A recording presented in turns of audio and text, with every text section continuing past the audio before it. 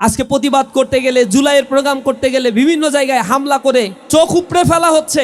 অথচ যারা এই চোখ উপড়ে ফেলছে এই মানুষগুলোকে আওয়ামী ফ্যাসিবাদের আমলে রাস্তায় আমরা দেখতে পাই নাই। শেখ হাসিনার একটা চুল পর্যন্ত তারা নড়াতে পারে নাই। একটা বালুর ট্রাক লড়াতে গিয়ে তাদের অবস্থা খারাপ হয়ে গিয়েছে। সেদিন ইসলামী ছাত্র শিবিরের ভাইয়েরা রাস্তায় দাঁড়িয়ে প্রতিবাদ করতে গিয়ে শহীদ হয়েছিল, কিন্তু তাদের কোনো খোঁজ পাওয়া যায়নি।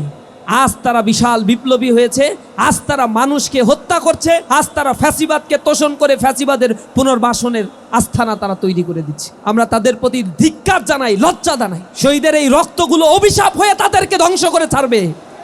তাদের এই মসনদ একদিন অভিশাপের কারণে তছনছ হয়ে চুরমার হয়ে যাবে ইনশাআল্লাহ। মানুষ অপেক্ষায় আছে, তাদেরকে প্রতীক্ষার প্রহর গুনছে মানুষ, তাদেরকে সময় দেয়া হচ্ছে।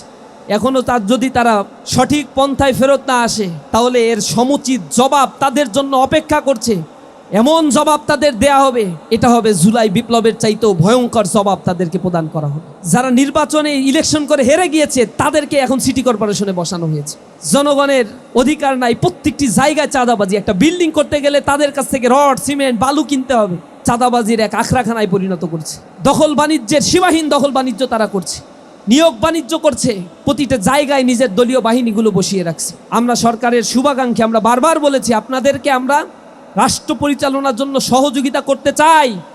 আর বাংলাদেশ বিপথে না যাক, আর কোনো স্বৈরাচারের জন্ম না হোক, আপনাদের সহযোগিতা করতে চাই। কিন্তু তারা সহযোগিতা নিতে চায় না, তারা স্বৈরাচার কায়েম করতে চায়, স্বৈরতন্ত্র কায়েম করতে চায়। তারা মনে করছে বাংলাদেশে ক্ষমতায় আসছে আজীবন তারা এই ক্ষমতায় টিকে থাকবে। মুক্তিযুদ্ধের সময় তাদের যেমন খবর ছিল না, জুলাইয়ের সময় তাদের নেতাকর্মীরা খুব ভালো অবস্থায় বিদেশে অবস্থান করেছে, জুমে অনলাইনে কানেক্ট হয়ে এরে ওরে ফোন দিয়ে সব কিছু চালিয়েছে। যদি শেখ হাসিনার পতন না হতো তাতেও তাদের কিছু যায় আসে না, পতন হয়ে গেলে তো তারা সোনায় সোহাগা। এই জায়গাটাই তারা এখন গ্রহণ করেছে। রক্ত দেয়নি, জীবন দেয়নি, পারিবারিক ত্যাগ তিতিক্ষার ইতিহাস জুলাইয়ের সময় তাদের আমরা দেখতে পাইনি। এখন ক্ষমতায় এসে শহীদের রক্তের সাথে তারা বেইমানি করতে বিন্দুমাত্র কুণ্ঠাবোধ করছে না। উত্তপ্ত ময়দানে যারা বুক চিতিয়ে দিয়ে শাহাদাতের নজরানা পেশ করেছেন সেই বীর শহীদদের পরিবারের সদস্যবৃন্দ, জুলাইয়ের আহত, পঙ্গুত্ব বরণকারী, হাত হারানো, পা হারানো বিপ্লবী গাজী, আমাদের প্রিয় সাংবাদিক বন্ধুগণ, সংগ্রামী উপস্থিতি, আসসালামু আলাইকুম রহমতুল্লাহি ওয়া বারাকাতুহু। আল্লাহ রাব্বুল আলামিনের দরবারে শুকরিয়া আদায় করি, যিনি এই চমৎকার একটি আয়োজনে আমাকে এবং আপনাদেরকে উপস্থিত হওয়ার তৌফিক দান করেছেন। আলহামদুলিল্লাহ। আমরা যে জায়গাটিতে দাঁড়িয়ে আছি এটি শুধুমাত্র একটি অনুষ্ঠান করার জায়গা নয়। আমরা যে জায়গাটিতে দাঁড়িয়ে আছি এখানে এখনো পর্যন্ত ছোপ ছোপ রক্তের দাগ রয়েছে, যে দাগগুলো আমাদের শহীদ গাজীর কথাগুলো স্মরণ করিয়ে দেয়। যারা বাংলাদেশকে ফ্যাসিবাদ মুক্ত করতে, জুলুমতন্ত্রের অবসান ঘটাতে, এ বাংলাদেশ থেকে দীর্ঘ দুঃশাসনের কবর রচনা করার জন্য তাদের জীবনকে বিলিয়ে দিয়ে অসীম সাহসিকতার পরিচয় দিয়েছে, বাংলাদেশকে এক নব দিগন্তের উন্মোচন করার জন্য রাস্তা দেখিয়েছে, সেই উত্তপ্ত ময়দান শনির আকড়ায় আমরা দাঁড়িয়ে আজকে তাদের স্মরণে গান পরিবেশন করা হয়েছে। তাদের জন্য আল্লাহ রাব্বুল আলামিনের কাছে আমরা দোয়া করছি, আল্লাহ রাব্বুল আলামিন যেন আমাদের এই শহীদদের শাহাদাতগুলোকে কবুল করে জান্নাতের মেহমান হিসেবে কবুল করে নেন। আমরা দোয়া করি তাদের পরিবারবর্গর জন্য, যে পরিবার তাদের সন্তান হারা হয়ে দীর্ঘ নিঃশ্বাস ফেলে তার সন্তানের জন্য বাবা এখনো পর্যন্ত কাঁদছে। মায়ের আর্তনাদ, গভীর রজনীতে তারা জেগে উঠে তার সন্তানকে খুঁজে ফেরে। আমরা বিশ্বাস করি সে সকল মায়েরা এখনো পর্যন্ত তার সন্তানের খাটের দিকে তাকিয়ে থেকে শূন্যতা অনুভব করে কেঁদে যায় আর সোনালী বাংলাদেশের জন্য স্বপ্ন দেখে। জুলাইয়ের আকাঙ্ক্ষা থেকে আজকে যারা ম্লান করছে তাদের উদ্দেশ্যে আমরা বলতে চাই, এই শহীদ মায়েদের চোখের কান্না, শহীদ পিতার আর্তনাদ, সন্তান হারা এই বেদনাগুলো, চোখের পানিগুলো একদিন অভিশাপ হয়ে তাদের মসনদগুলোকে তছনছ করে ছাড়বে ইনশাআল্লাহ। আজকে শহীদের এই রক্তের সাথে বেঈমানি করা হচ্ছে। সহস্র শহীদেরা যারা রাস্তায় নেমেছিল, আপনাদের মনে আছে এই বিপ্লবের ডাক যখন দেয়া হয়েছিল তখন উদ্দেশ্য ছিল বৈষম্য বিরোধী আন্দোলন, একটি বৈষম্যহীন সমাজ গঠনের জন্য। যেই বৈষম্যহীন সমাজে অন্ধ দলীয়করণ, কোটা প্রথার মধ্য দিয়ে সমাজ ব্যবস্থাকে বিকলাঙ্গ করে দেওয়ার জন্য সকল প্রকার চক্রান্ত এখানে করা হয়েছিল। এখানে আপনারা জানেন 30% মুক্তিযুদ্ধ কোটা দেয়া হয়েছিল, যেখানে মুক্তিযোদ্ধাদের অধিকাংশই পৃথিবী থেকে বিদায় নিয়েছে। কিন্তু স্বাধীনতার 50 বছর পরে এসে 30% মুক্তিযোদ্ধার কোটার নামে চাকরি ক্ষেত্রে তাদের দলীয় নেতাকর্মীদেরকে পদায়ন করার জন্য আওয়ামী ফ্যাসিবাদ 56% কোটার বন্দোবস্ত তারা করেছিল। দারিদ্র্যপীড়িত, সুবিধা বঞ্চিত এই সমাজে মানুষেরা যখন চাকরির জন্য হাহাকার করছে, একটি ক্ষুদ্র চাকরি জোগাড় করতে গিয়ে যখন নেতাকর্মীদের দাঁড়ে দাঁড়ে ঘুরতে হয়, হাত ধরতে হয়, পা ধরতে হয়, মিছিল করতে হয়, ইউনিভার্সিটিগুলোতে যখন মেধার চর্চা হয় না, গণরুম গেস্ট রুম করে নেতাদের পদলেহন করার জন্য যাদেরকে বাধ্য করা হয়, মেধাবী শিক্ষার্থীদের শিক্ষার মূল্যায়ন না করে এই মেধাবী শিক্ষার্থীদেরকে তিলে তিলে নষ্ট করে দেয়া হচ্ছিল। রাজনীতির নামে গণরুম গেস্ট রুমে উঠিয়ে নেতাদের পিছনে স্লোগানে মুখর করতে হতো। নেতাদের দুশ্চরিত্রের কালিমাগুলো লেপন করার জন্য, কালিমাগুলো মুছে দেওয়ার জন্য নেতার চরিত্র ফুলের মতো পবিত্র বলে ক্যাম্পাস আঙিনাগুলোকে কলুষিত করা হয়েছিল। সেই সমাজ কাঠামোকে ভেঙে দিয়ে আমরা একটা সুন্দর সমাজ চেয়েছিলাম। সেজন্য সেদিন রাস্তায় দাঁড়িয়েছিল শহীদ আলিফ, শহীদ আবু সাইদ, শহীদ ওয়াসিম, শহীদ মুগ্ধ, নাম না জানা অসংখ্য শহীদেরা। তারা কোনো কোটা চায় নাই। এখানে যারা শহীদ হয়েছিল তাদের অধিকাংশই ছিল শ্রমজীবী, ব্যবসায়ী, দিনমজুর, খেটে খাওয়া মানুষগুলো শহীদ হয়েছিল। ছাত্র শহীদ হয়েছিল মাত্র 200 জন। 1200 যে মানুষ শহীদ হলো তাদের আকাঙ্ক্ষা এমন ছিল না যে তারা একটা সরকারি চাকরি পাবে, কিন্তু তারা দাঁড়িয়েছিল বৈষম্যের বিরুদ্ধে, অন্যায়ের বিরুদ্ধে, দুঃশাসনের বিরুদ্ধে। যে সীমাহীন লুটপাট এই বাংলাদেশে চলতো, ইন্টারিম গভর্নমেন্টের সময় শ্বেতপত্রে প্রকাশিত হয়েছে, বলা হয়েছে 234 বিলিয়ন ডলার বাংলাদেশ থেকে পাচার হয়েছে, যা বাংলাদেশের এডিপি অ্যানুয়াল ডেভেলপমেন্ট বাজেট 20 কোটি মানুষের জন্য যে উন্নয়ন বাজেট করা হয় তার 7 বছরের উন্নয়ন বাজেটের সমান টাকা শুধু দেশ থেকে বিদেশে পাচার করা হয়েছিল। উন্নয়নের নামে যে লুটপাট করা হয়েছিল, এই লুটপাটে ব্যাংকগুলোকে দেউলিয়া করে দেওয়া হয়েছিল। এক একটা ব্যাংক থেকে হাজার হাজার কোটি টাকা, এক ইসলামী ব্যাংক থেকে 86,000 কোটি টাকা লোপাট করে ব্যাংককে দেউলিয়া করে দেওয়া হয়েছে। সম্মিলিত ইসলামী ব্যাংকগুলোকে লুটপাট করে হাজার হাজার কোটি টাকা সেখান থেকে নিয়ে চলে যাওয়া হয়েছে। জনগণের মূলধনগুলো ফেরত দিচ্ছে না, তাদের আমানত রেখেছে, সেই আমানতের টাকা নিতে গেলে আজকে তাদেরকে পুলিশ দিয়ে মারা হচ্ছে। এই টাকাগুলো কোথায়? জনগণের কষ্টার্জিত টাকা। রাস্তায় দাঁড়িয়ে তারা এখন বলছে আমার বাবার চিকিৎসা করাবো, আমার ছেলে ক্যান্সারে আক্রান্ত হয়েছে, আমার ছেলে উচ্চশিক্ষার জন্য বিদেশে যাবে, আমার মা অসুস্থ হয়ে পড়ে আছে, তার চিকিৎসা করাবো। অথচ ব্যাংকে গেলে আমি যে টাকা রেখেছি, আমি কোনো ভিক্ষা চাই না কারো কাছে, অনুগ্রহ চাই না, অনুকম্পা চাই না, আমার কষ্টার্জিত শ্রমে ঘামে জমানো টাকাগুলো ব্যাংক থেকে কে নিল, সেই টাকা আমাকে ফেরত দিতে হবে। এই কথাগুলো যখন বলছে তখন তাদেরকে আবার লাঠি দিয়ে পেটানো হচ্ছে, কাঁদানে গ্যাস নিক্ষেপ করা হচ্ছে, তাদেরকে পুলিশ দিয়ে পিটিয়ে ব্যাংক থেকে বের করে দেওয়া হচ্ছে। স্বাধীন বাংলাদেশের এমন লুটতরাজ করা হয়েছে যার ছাপ এখনো পর্যন্ত আমরা দেখতে পাচ্ছি। জুলাইয়ের শহীদেরা, বিপ্লবীরা সে অন্যায়, দুঃশাসন, জুলুমের বিরুদ্ধে সেদিন দাঁড়িয়ে গিয়েছিল, রক্ত দিয়েছে, জীবন দিয়ে বলেছে কোনো রক্তচক্ষুর পরোয়া আর করি না, আমরা গোলামি আর চাই না, আজাদি চাই, দিল্লির কোনো দাসত্ব আমরা মেনে নিব না, আমরা বাংলাদেশ পন্থার রাজনীতি চাই, দেশের সার্বভৌমত্বকে টিকিয়ে রাখার জন্য জীবন দেব, কারো পদলেহন করব না। যে শকুন আমাদের লাল সবুজের পতাকাকে আজ খামচে ধরে আছে, সেই পতাকাকে উদ্ধার করার জন্য প্রয়োজনে জীবন দেব, পিছপা হব না, দাঁড়িয়ে যাব। তারা দাঁড়িয়ে গিয়েছিল, জীবন দিয়েছিল। রিজিমের পরিবর্তন হয়েছে, কিন্তু কাঠামোগত দিকগুলো সব আগের মতোই বন্দোবস্তগুলো রয়ে গিয়েছে। আমরা বারবার বলেছিলাম পুলিশকে রিফর্ম করতে হবে, দুদককে রিফর্ম করতে হবে, নির্বাচন কমিশনকে রিফর্ম করতে হবে, বিচারালয়কে স্বাধীন করতে হবে, আইসিটি স্বাধীনভাবে কার্যক্রম পরিচালনা করবে ক্রিমিনাল প্রসিডিউর অনুযায়ী। কিন্তু আমরা আশ্চর্যের সাথে লক্ষ্য করছি ইন্টারিম গভর্নমেন্টের সময় সকল রাজনৈতিক দলগুলো একসাথে হয়ে যে জুলাই চার্টারে তারা স্বাক্ষর করে বলেছিল বাংলাদেশ নতুনভাবে আমরা সাজাবো, আর কোনো ফ্যাসিস্ট আর কাউকে স্বৈরাচার হয়ে উঠতে আমরা দেব না, এই শপথ তারা নিয়েছিল সংসদ ভবনে সকলে সংসদের সামনে দক্ষিণ প্লাজায় দাঁড়িয়ে একসাথে হয়ে তারা সেদিন স্বাক্ষর করে বলেছিল আমরা জুলাই চার্টার অক্ষরে অক্ষরে পালন করব। তারা সেদিন বলেছিল আপনারা হ্যায়ের পক্ষে রায় দিন, দয়া করে হ্যায়ের পক্ষে রায় দিন, আমরা 31 দফা সংস্কার প্রস্তাব দিচ্ছি, রাষ্ট্রকে আমরা বিনির্মাণ করব। কিন্তু আমরা এখন দেখতে পাচ্ছি জাতির সাথে তারা প্রতারণা করেছে।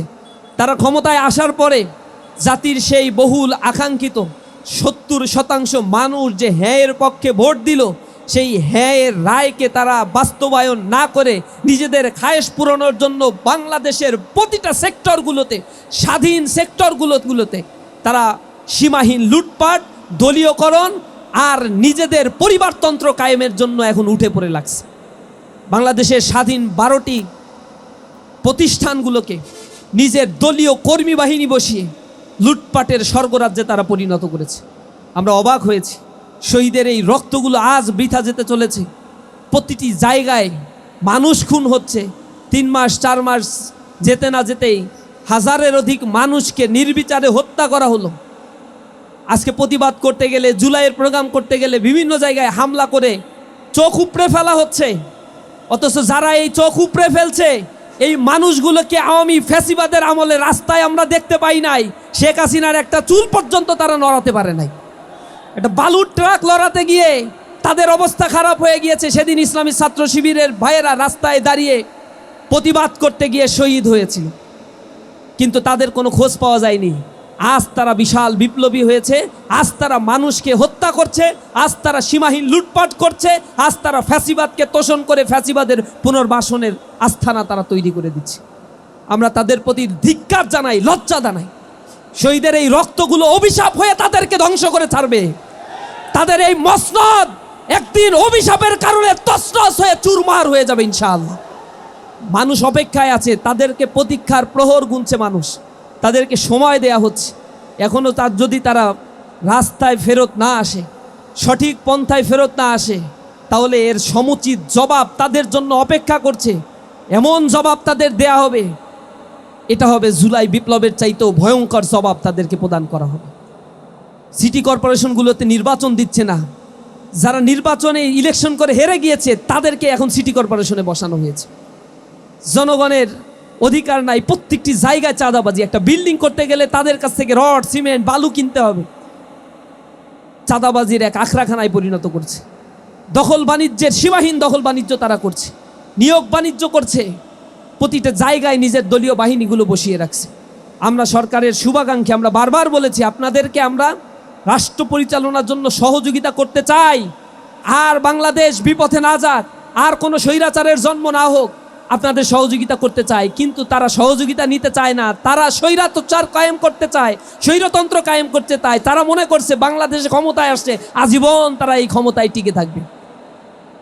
আপনারা দেখেছেন গণভোটের রায়ে জনগণ, আমরা ভোট দিয়েছি, আপনারা ভোট দিয়েছেন, সেখানে আপনি আমি ম্যান্ডেট দিয়েছিলাম দুর্নীতি দমন কমিশন স্বাধীনভাবে কাজ করবে। এই দুর্নীতি দমন কমিশন যদি স্বাধীনভাবে কাজ করে তাহলে কেউ আর দুর্নীতি করতে পারবে না। দুর্নীতি যারাই করবে তাদেরকেই দুর্নীতি দমন কমিশনের অধীনে বিচারের মুখোমুখি হতে হবে, সেটা জুডিশিয়ারি হোক, অ্যাডমিনিস্ট্রেশন হোক, অথবা ডিফেন্স ফোর্সের কেউ হোক। সেই অ্যাক্টগুলো তারা ল্যাপস করে দিয়েছে। দুর্নীতি দমন কমিশন তারা স্বাধীন করতে চায় না। নির্বাচন কমিশনে নিজেদের লোক কিছুদিন আগে বসিয়েছে, একেবারে দলীয় লোক, দলীয় এজেন্ডা বাস্তবায়নের জন্য আগামী নির্বাচনে যাতে তারাই ক্ষমতায় যেতে পারে এজন্য তারা বন্দোবস্ত করেছে। 2টা উপনির্বাচন তারা করেছে, শেরপুরে করেছে একটা, বগুড়ায় করেছে একটা। তারা বুঝিয়ে দিয়েছে সামনের যে কোনো নির্বাচনে বিএনপি আবার কেমন নির্বাচন করতে পারে, সেই মাগুর মার্কা নির্বাচনের আবার পুনরাবৃত্তি বাংলাদেশে তারা শুরু করেছে।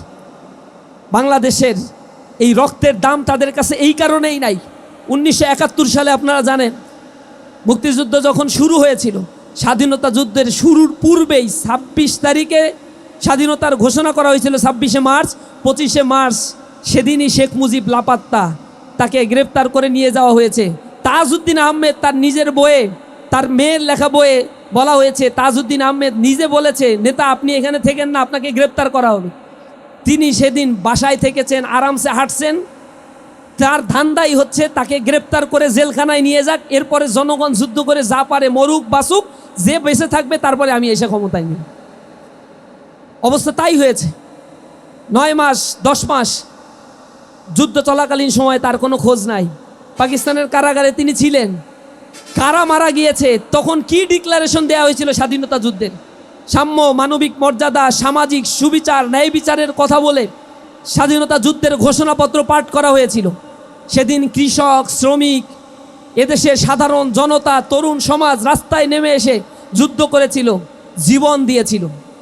এরপরে যখন বাংলাদেশ স্বাধীন হয়, শেখ মুজিবুর রহমান এসে সেখানে ক্ষমতায় নিয়ে তারা বাকশালের ঘোষণা দিয়েছিল, জনগণের অধিকার খর্ব করেছিল, গণতন্ত্রকে হত্যা করেছিল। বাকশাল কায়েম করে হাজার হাজার মানুষকে রক্ষী বাহিনী দিয়ে সেদিন হত্যা করা হয়েছিল। সেদিন কিভাবে মানুষ মৃত্যুবরণ করেছে, মুক্তিযুদ্ধ কিভাবে পরিচালিত হয়েছে, তার কোনো খবরাখবর শেখ মুজিবের কাছে ছিল না। তিনি যেহেতু ত্যাগ তিতিক্ষার সময় ছিলেন না, তার পরিবারের সকল সদস্য বিদেশে অবস্থান করেছিল। দেশে আসার পরে ক্ষমতার লোভ তাদেরকে দানবে পরিণত করেছে। একই অবস্থা এখন বর্তমান সময়ের ক্ষেত্রে আপনারা সিমিলারিটি মিলিয়ে নেবেন। মুক্তিযুদ্ধের সময় তাদের যেমন খবর ছিল না, জুলাইয়ের সময় তাদের নেতাকর্মীরা খুব ভালো অবস্থায় বিদেশে অবস্থান করেছে, জুমে অনলাইনে কানেক্ট হয়ে এরে ওরে ফোন দিয়ে সব কিছু চালিয়েছে। যদি শেখ হাসিনার পতন না হতো তাতেও তাদের কিছু যায় আসে না, পতন হয়ে গেলে তো তারা সোনায় সোহাগা। এই জায়গাটাই তারা এখন গ্রহণ করেছে। রক্ত দেয়নি, জীবন দেয়নি, পারিবারিক ত্যাগ তিতিক্ষার ইতিহাস জুলাইয়ের সময় তাদের আমরা দেখতে পাইনি। এখন ক্ষমতায় এসে শহীদের রক্তের সাথে তারা বেইমানি করতে বিন্দুমাত্র কুণ্ঠাবোধ করছে না। আমরা তাদের প্রতি অনুরোধ জানাই, এখনও সময় আছে, ফেরত আসুন, ওই দিনগুলোর কথা স্মরণ করুন। আজকে ক্ষমতায় এসেছেন, প্রথম বছর আপনাদের ক্ষমতায় আসার পরে 1 জুলাই বিপ্লব আপনারা পেলেন। দ্বিতীয় বর্ষপূর্তিটা স্মরণীয় করে রাখার সুযোগ ছিল, কিন্তু সরকারিভাবে শহীদদের নিয়ে প্রোগ্রাম করা, তাদের রিকগনিশন করা, তাদের পুনর্বাসন করা, পরিবারগুলোর খোঁজ খবর নেওয়া, এই জিনিসগুলো করার দরকার ছিল, সুযোগ ছিল, তা করেন নাই। জুলাই জাদুঘর নির্মাণ করা হয়েছে, সেটা এখনও কী কারণে উদ্বোধন করা হচ্ছে না আমরা জানি না। যে গণহত্যা পরিচালনা করা হয়েছিল, শেখ মুজিব স্নাইপার দিয়ে যেভাবে আমার ভাইদেরকে হত্যা করেছিল, শেখ মুজিবের বাহিনী অর্থাৎ শেখ হাসিনার দলবল সন্ত্রাসী বাহিনী যে নারকীয় তাণ্ডব চালিয়েছিল, সেই গণহত্যার বিচারের কথা আমরা বলেছি। সেই গণহত্যার বিচারের দীর্ঘসূত্রিতা আমরা দেখতে পাচ্ছি। গুম কমিশনে যে রিপোর্ট করা হয়েছে, গুম কমিশন অধ্যাদেশ ল্যাপস করে দিয়ে সেই যে মানবাধিকার কমিশনের বাতিল করে সেটাকে অকার্যকর করে রাখা হয়েছে। গুম কমিশনের প্রদত্ত গুমের রিপোর্টগুলো আজ নীরবে নিবৃত্তে কান্নাকাটি করছে। গুম কমিশনের এই রিপোর্টের পরবর্তী পদক্ষেপ কী হবে জনগণ জানে না। তারা সেদিন গুম কমিশনের কাছে গিয়ে তাদের গুমের কথাগুলো বলেছিল, সেখানে হাজার হাজার মানুষকে আয়নাঘরে নিয়ে হত্যা করা হয়েছিল, বিভীষিকাময় জীবনযাপন করানো হয়েছিল গোয়েন্দা বাহিনী, ইন্টেলিজেন্স এজেন্সিগুলো দিয়ে। সেই গুমের বিচার যাতে না হয়, গোপনে আতাত করে এই ক্ষমতার মসনদে তারা বসে জনগণকে আজকে গিনিপিগ বানানো হয়েছে। জনগণ সব ষড়যন্ত্র বুঝে সময় মতো তাদেরকে জবাব দিয়ে দেবে ইনশাআল্লাহ। সরকারকে এখনও সুযোগ আছে, আমরা অনুরোধ জানাই, জনগণের পাশে এসে দাঁড়ান, জনগণের পালস বুঝেন, দেশকে গঠন করার জন্য চিন্তা করেন, আমরা আপনাদের সহযোগিতা করব। লুটপাটের রাজনীতি বন্ধ করেন, ব্যাংক দখল করা, রাষ্ট্রীয় প্রতিষ্ঠানগুলোকে নিজেদের করায়ত্ত করা বাদ দিয়ে সেখানে মেধার ভিত্তিতে এই বাংলাদেশকে গড়ে তুলুন।